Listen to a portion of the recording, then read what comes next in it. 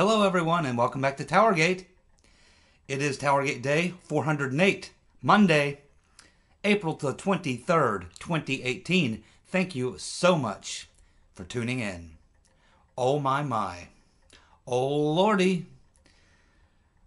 Many of you have already seen clips or seen the entire interview from Sunday morning with Maria Bartiromo and Devin Nunes. Oh my goodness. Let's take a look at what we learned from that interview. Nunez told Bartiromo that there's no intelligence that started the counter-intel operation against the Trump campaign. No intelligence that started the counter-intel operation against the Trump campaign. He's talking about what he learned from that EC, that electronic communication, which is classified. He can't really give us the details, exact wording, things like that. But in general, we learned two things from that EC. One of them, of course, was that they did begin the operation, if in fact you can call it a reason, was they were based on this meeting between Alexander Downer, Down the Hatch Downer, and George Papadopoulos. But this is so hard to sell that they really couldn't provide any information or intelligence behind it. There's nothing really behind it. And therefore, they can only conclude from reading the EC that there is no intelligence that started the counter-intel operation against the Trump campaign. This was simply a tip. This was Downer, 2 months after having this conversation, drunken conversation in a bar with Papadopoulos, notifies someone in Australian intelligence who contacts someone, we assume at the FBI or in U.S. intelligence, and tells them. But there was never any investigation behind any of it, and no real evidence of anything other than a drunken conversation. And of course we know that Papadopoulos was never interviewed at that point. And the things that he said about Mr. Mifsud, Mr. Milian, and the other alleged Russians he alleged to have met with, they deny everything. So there's nothing there. Nothing. It's ghost. It's ghost intelligence. Nothing there. And that is what Nunez told Bartiromo.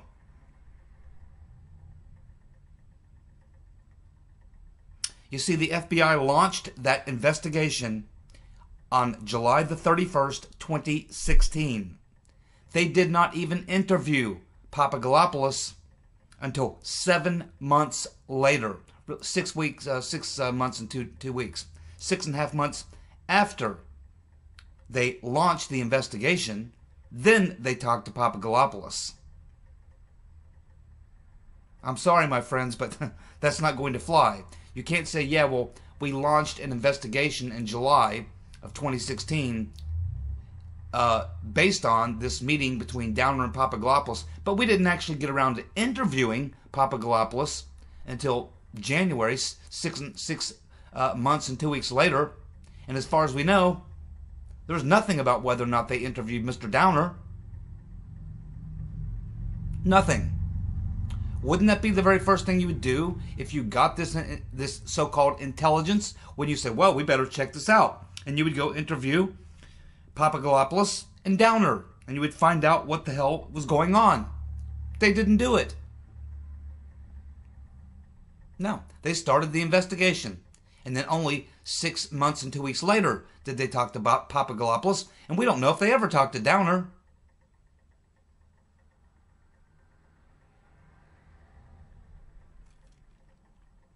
Downer, we know, Alexander Down the Hatch Downer, had ties to British intelligence, and he was a good friend of the Clintons. Papadopoulos, of course, was charged with lying to the FBI at least 6 times.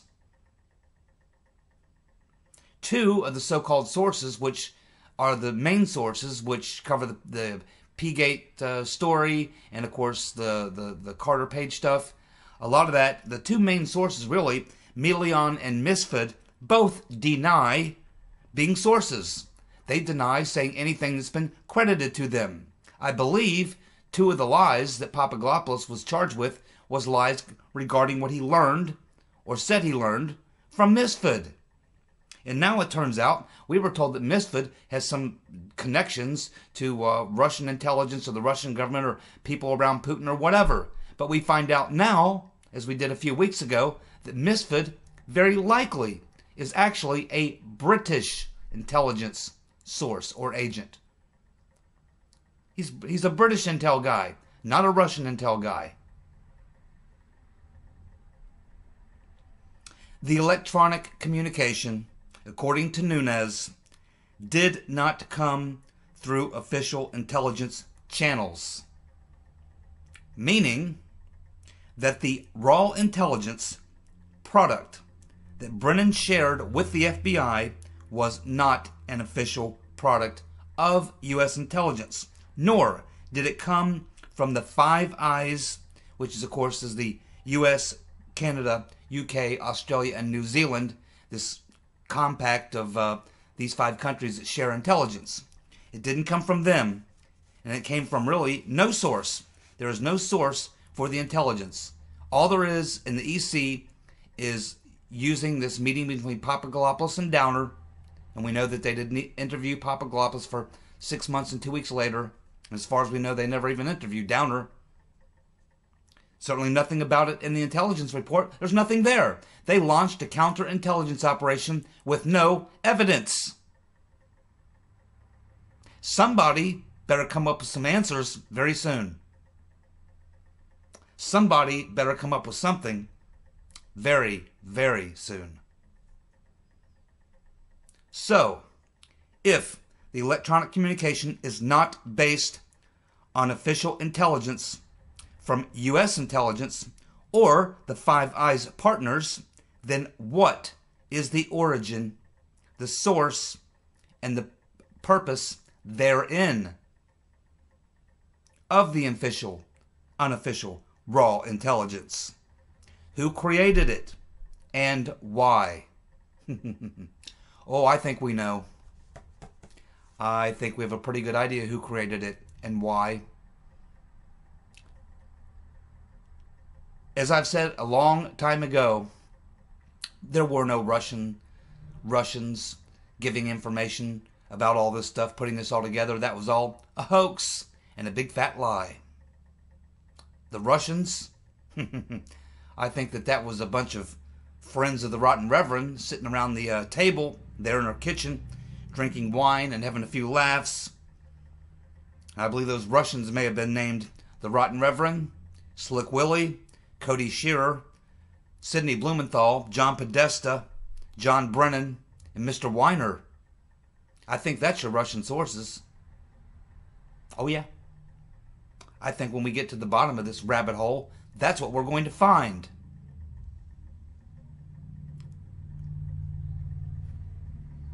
Why doesn't this all make sense? Well, because the FBI and their fellow conspirators needed to have a reason to cover their asses for the illegal surveillance activities that they were involved in that failed to elect the Rotten Reverend. So, now they're needing to create a reason for the surveillance after the fact. This is why it looks so sloppy and doesn't make sense. Remember, they were supposed to win. The Rotten Reverend was supposed to win. And all these things they did were never supposed to be even discussed or thought about or known about. But once the Rotten Reverend lost, they said, uh-oh, we have problems. We better, to cover our tracks, we better do some things, create some evidence to justify the things that we did, like illegal surveillance and various other things. And that's why all the schemes, that's why they've employed all these schemes. Probably explains that little letter that Susan Rice wrote to herself on January the 5th, the day a couple days before the Comey briefing where he briefed Trump. And then Clapper leaked the briefing to CNN. And then BuzzFeed published a story. And then Clapper came out and made a declaration with the letter he wrote, and then he went on CNN to start the Russian narrative.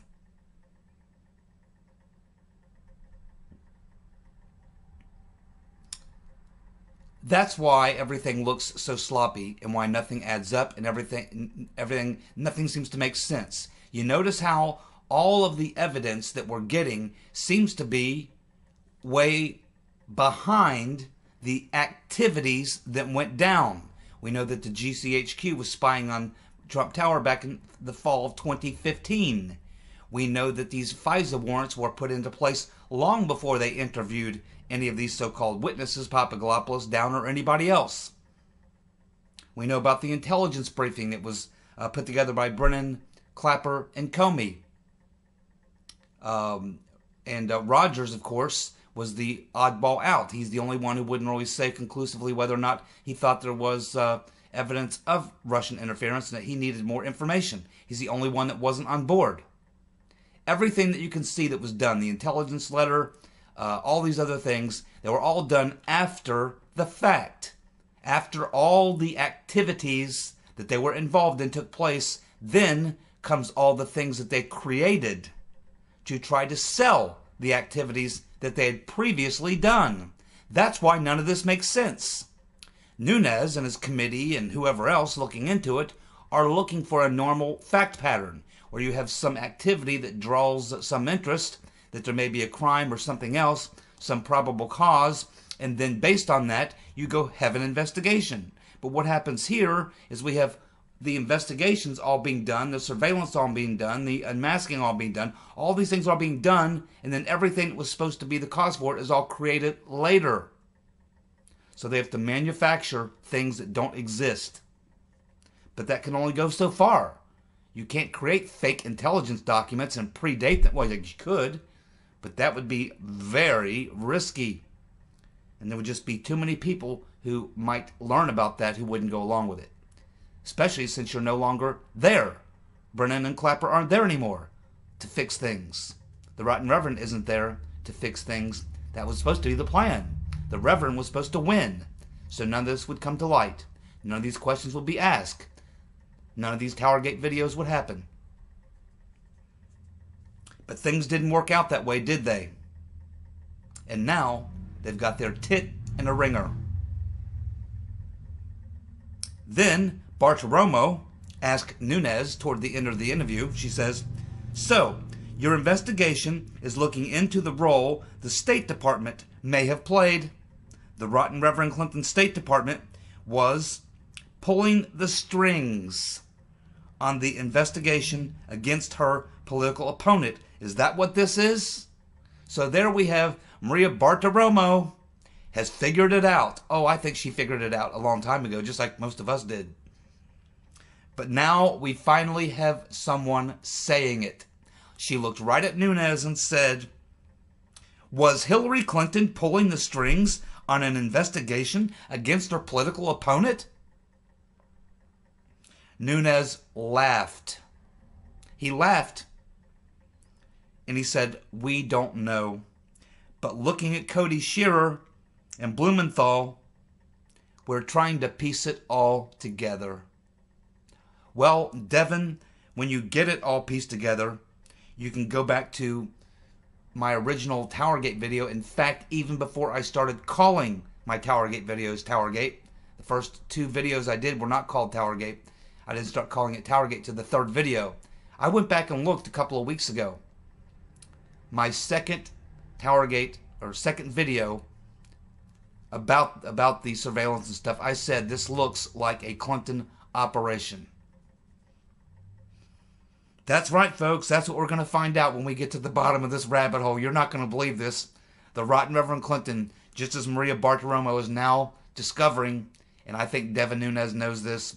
I think he's probably known it for quite some time. You just got to get to the facts to prove it, which is, just as I said, the Rotten Reverend Clinton. This was a Clinton operation. She was pulling the strings, and her number one man on the inside was John Brennan. and everybody who had everything to gain by joining this little party in the Obama administration, his whole crew, his friends over there, the lovers over there. Peter's been stroking us, and loose Lisa Page, the dishonorable James Comey, Sally Yates, the whole group, the whole crew, including all those folks at Hillary's State Department, all on the team. A massive conspiracy, a massive coordinated effort. And we're also going to learn when we get to the bottom of this rabbit hole that it didn't just stop at our shores. Oh no. Oh no. This is no ordinary massive political conspiracy. This one included a foreign government. And that foreign government was not Russia. Nunez also told Bartiromo that he believes that Comey gave the Comey memos to other people besides his friend at Columbia University. Wonder what he knows.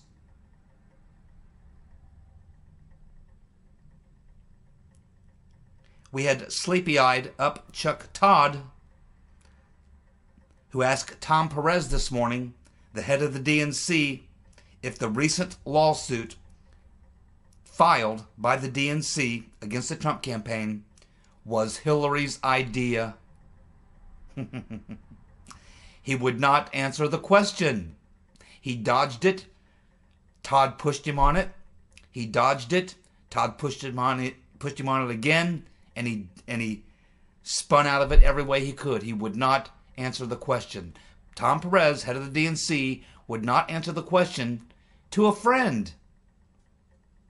Upchuck Todd would not tell him if the rotten Reverend Clinton is the one who was behind filing this lawsuit. Finally, after being tired of being pushed, he just told Todd, he said, hey, ask Secretary Clinton. Do you think he will? Secretary Clinton doesn't take questions like that anymore. Chuck. More good news. By the way, are you tired of winning yet?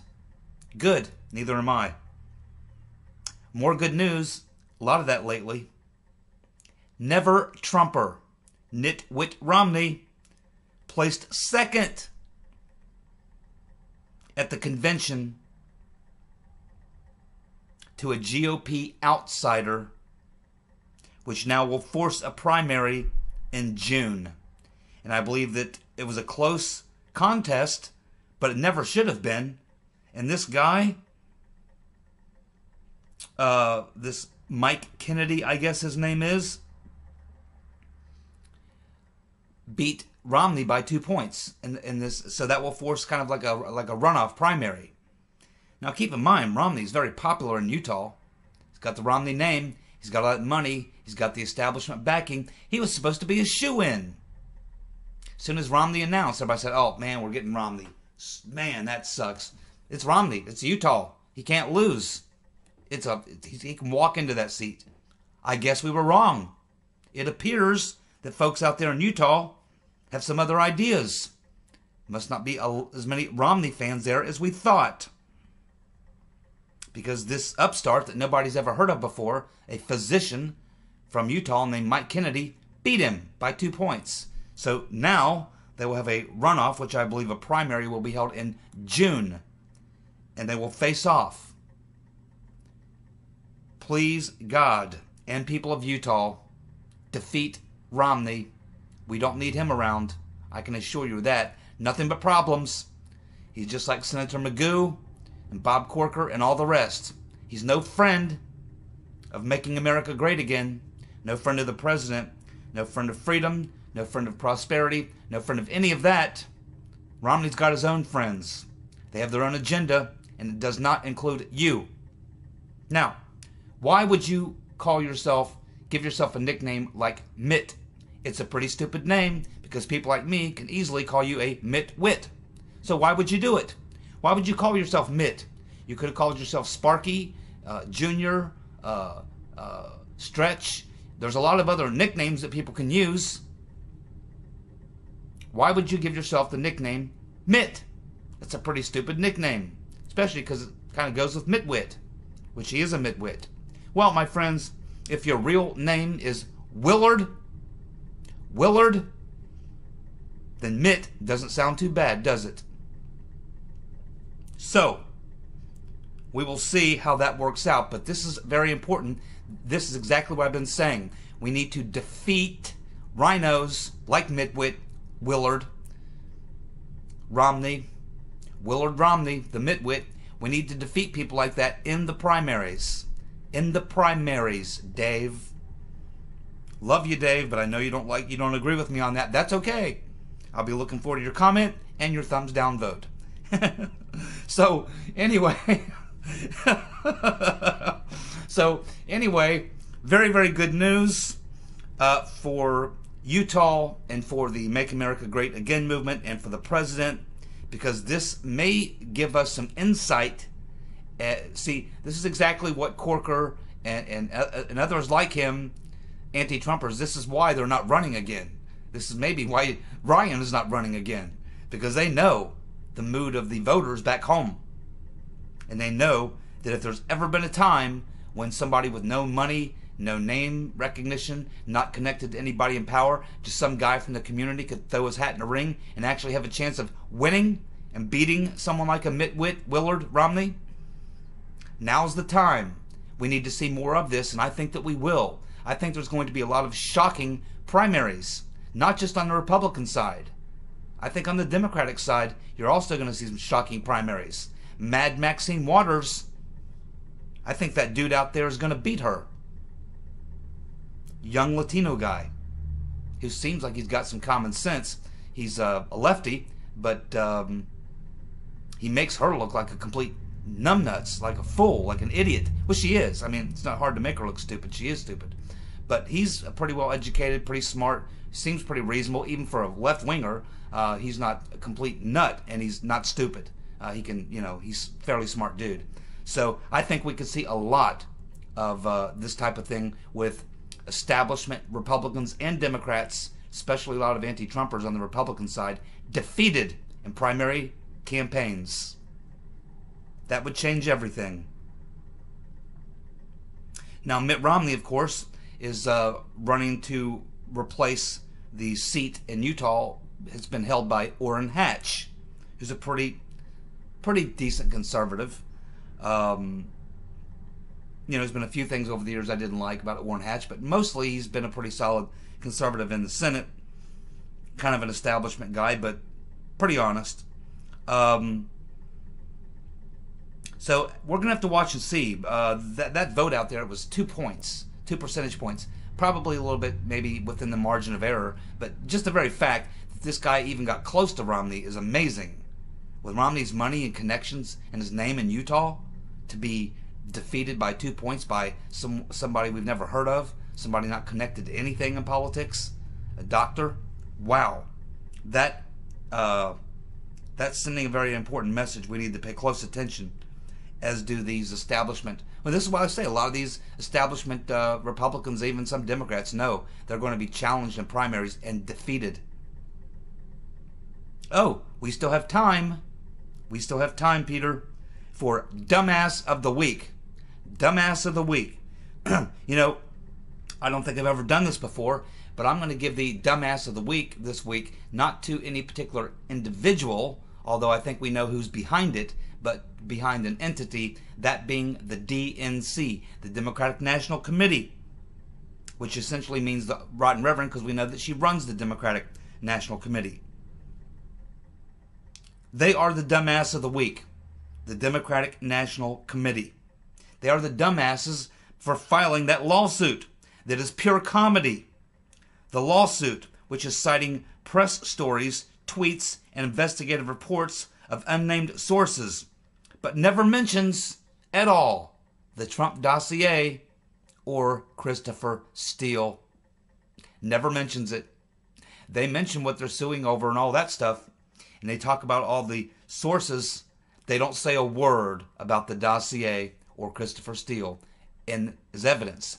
They talk about the DNC servers getting hacked, and they talk about this statement that was given to the Congress by Comey, Brennan, and Clapper. And so those will be the two pieces of evidence that they'll be trying to sell their lawsuit on.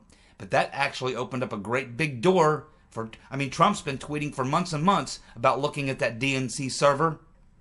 Now, thanks to the Democrats, this is why they're dumbasses of the week, two things are now going to be very closely scrutinized, called into question, and looked much closer at. That's going to be the DNC server, which has probably already been bleach bitted, but also this intelligence document, this intelligence briefing by Clapper, Brennan, and Comey, which was given to the Congress. That's all now going to be called into question, because now, as we've learned today, or as we learned yesterday, there is no underlying intelligence whatsoever to have backed that counterintelligence operation. So this piece of the two pieces of information that they're wanting to use as their evidence are now going to be closely scrutinized. This could certainly result in the DNC server being subpoenaed. Now, they've probably bleach bitted that. And this other thing, this intelligence document, is now being called into question. We know from the EC that Nunez just told Bartiromo that there's nothing there. There is no intelligence there from anybody. It was a counterintelligence operation launched with no probable cause, no sources, no intelligence or nothing, right out of thin air. It's the ghost investigation. Casper's behind it. Now, we have other Democrats who are commenting. Chuck Todd couldn't get Tom Perez to tell him whether or not the Rotten Reverend is behind it, but we all know she was. We all know she was. Let's see what some other Democrats think about that DNC lawsuit.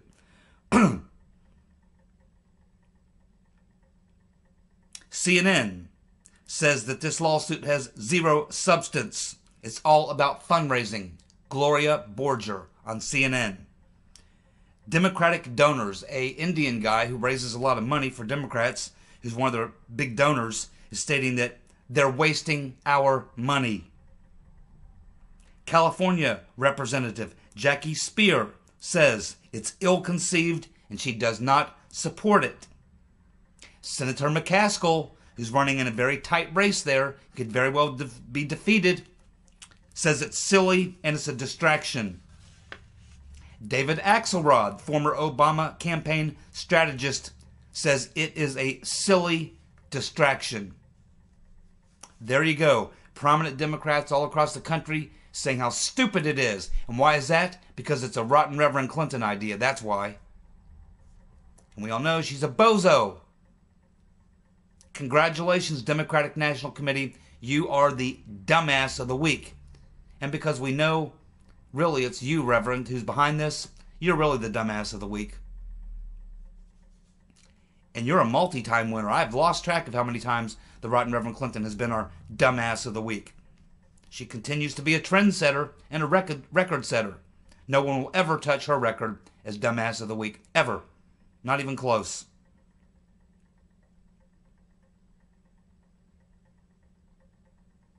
You know,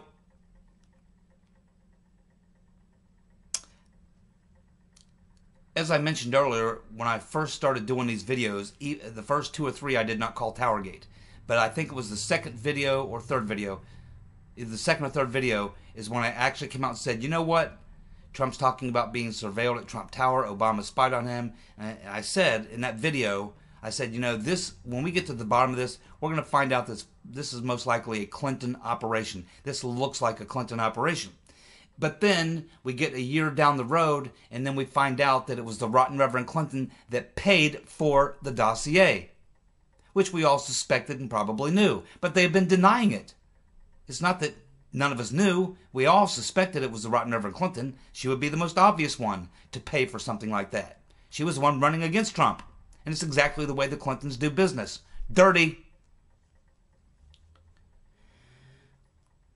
And so after we learned about that, I said in the following video, the day after we learned that the rotten Reverend Clinton was the one who paid for the dossier, I said that if we ever get two connections, if we ever make two connections, one of those connections being tying the dossier to the FBI or the intel community, that there was any collaboration with the rotten Reverend Clinton on the dossier, and then the other one was if we ever find facts, evidence of coordination between the rotten Reverend Clinton campaign and the Obama administration, along with these intel communities and the FBI, that would be beyond the biggest political scandal in American history. It may be the biggest political scandal in world history.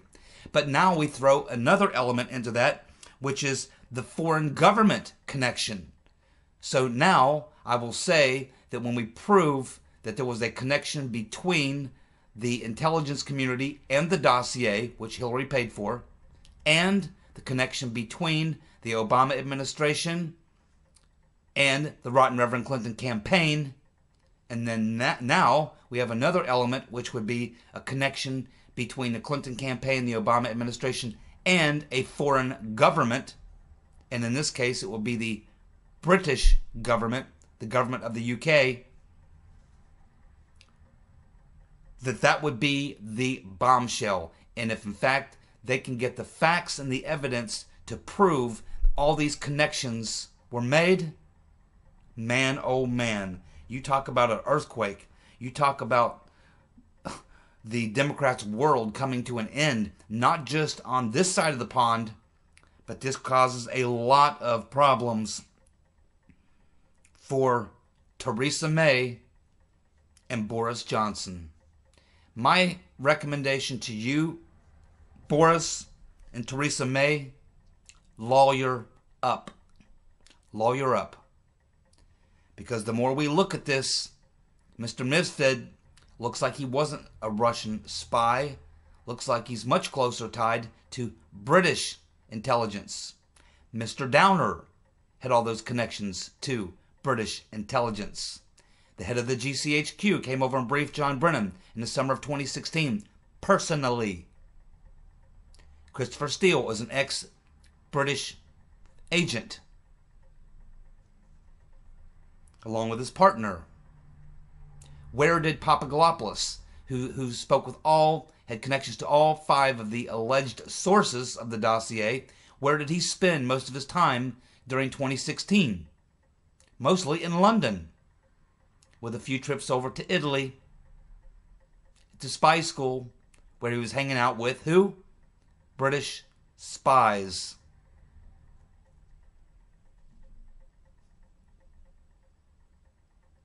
It's looking more and more like the UK government intelligence, the intelligence community in the UK, probably, I'm certain, with the knowledge of Boris Johnson and Theresa May, knew what was going on. Brennan's connection to the UK and to Ireland, I might add, and to the spy school there in Italy.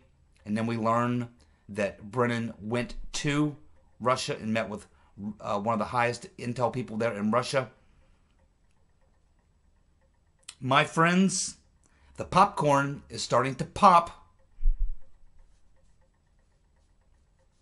And we're going to need a lot of it. Going to need a lot of popcorn for this show.